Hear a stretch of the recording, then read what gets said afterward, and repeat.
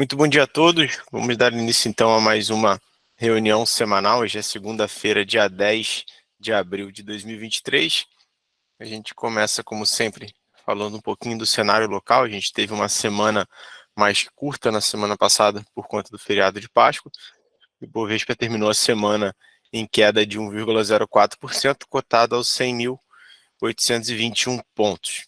A Bolsa Brasileira foi pressionada por indicadores econômicos mais fracos lá no exterior e também incerteza com relação à política fiscal, mesmo depois do anúncio da proposta do arcabouço fiscal na semana anterior.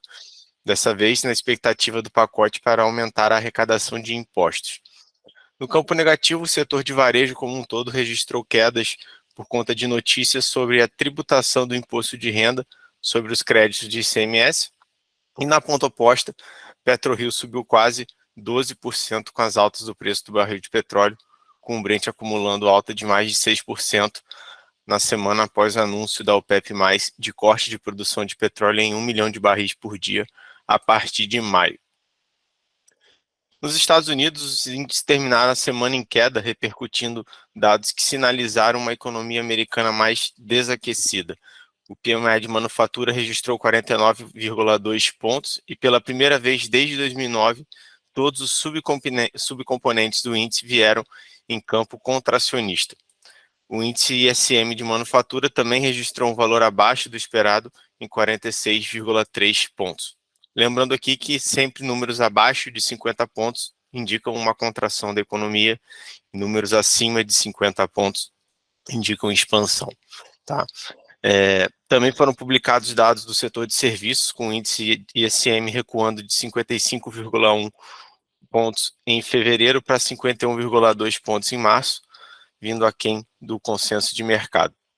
Enquanto o PMI de serviços registrou 52,6 pontos, que apesar de indicar expansão, desapontou as estimativas do mercado. Com os dados econômicos mais fracos, as taxas dos Treasuries caíram na semana, refletindo expectativas de um posicionamento menos duro por parte do Fed, né, do Banco Central Americano, daqui para frente, tá? E na sexta-feira santa foi divulgado o relatório de emprego dos Estados Unidos, né, o payroll, e foi criado, então, postos de trabalho abaixo do consenso de mercado, né? Foram criados 236 mil novos postos de trabalho contra 239 mil, que era o esperado, tá? No entanto, a taxa de desemprego ela veio abaixo do esperado também, né? Então, o desemprego nos Estados Unidos ficou em 3,5% contra uma expectativa de 3,6% esperada pelo mercado. Já na China, dados mostraram que a economia continua na contramão do resto do mundo. Os PMIs de manufatura e serviços vieram bem acima das expectativas, em 54,5 pontos e 57,8 pontos, respectivamente, no mês de março, sinalizando uma forte recuperação pós-flexibilização das medidas de controle contra o Covid-19, né? Então, a gente vê a China indo de vento em polpa aí na recuperação econômica por lá, tá? E o IFIX, nosso índice de fundos imobiliários, apresentou aí sua quinta semana consecutiva de queda, né? Foi uma leve queda na semana passada, caindo 0,02% na semana, e a queda foi impulsionada pelos fundos de papéis. Tá? Essa classe apresentou um desempenho médio de menos 0,37% na semana, enquanto os fundos de tijolo tiveram uma performance média de mais 0,11% na semana. Tá? Na parte de moedas, o dólar ele operou em queda frente aos seus pares ao longo de praticamente toda a semana. Na quarta-feira chegou a bater R$ 5,01.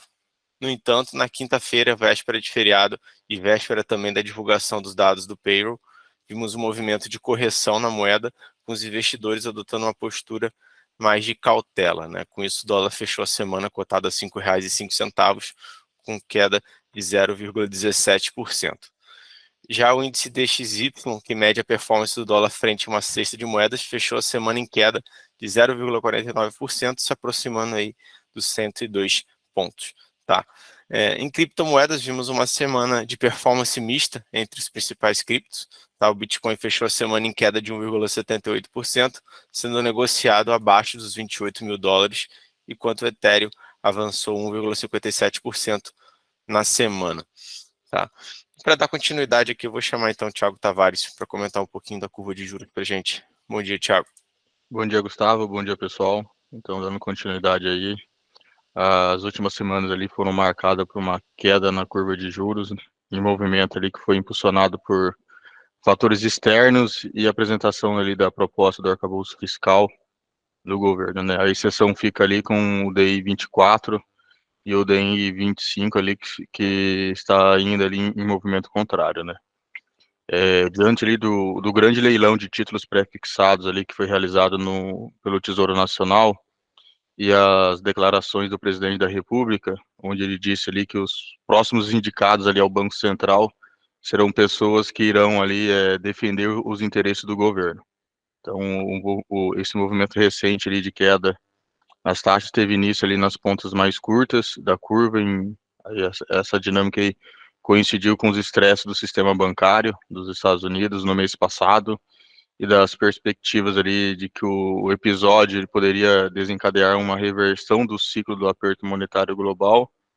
Aí de lá para cá os investidores locais passaram a alongar as posições aplicadas ali em juros e ao mesmo tempo operadores de renda fixa de bancos locais ali relataram demanda firme de estrangeiros por NTNFs de longo prazo, né, o que contribuiu também para um achatamento aí da curva nos últimos dias, já que as taxas longas ali exibiram quedas relevantes recentemente, né, então o Tesouro anunciou o seu maior leilão de títulos pré-fixados em pelo menos 12 meses, e ele vendeu uma totalidade ali de lote ali na casa ali de 20 milhões de letras do Tesouro Nacional e de 3 milhões de notas do Tesouro Nacional da série NTNF, né, com um volume total ali de 17 bi. Então, ali só para a gente ter uma ideia ali, o leilão prefixado da quinta-feira foi o maior dos últimos 50 realizado pelo Tesouro Nacional. Então, ao mesmo tempo em que a oferta robusta de títulos pressionou as taxas, as declarações do presidente da República em café da manhã com jornalistas contribuíram para uma pressão ali adicional nos juros futuros. Então, o presidente afirmou que os novos diretores do Banco Central ali vão mudar de acordo com os interesses do governo e acrescentou que serão pessoas ali da mais alta responsabilidade ali. E com isso ali os DI, nossa, ali os juros para 2024 teve uma alta de 0,45, fechando a semana a 13,26, então é o único vértice que ele vem subindo semana a semana. Os outros vértices ali já está tendo uma correção.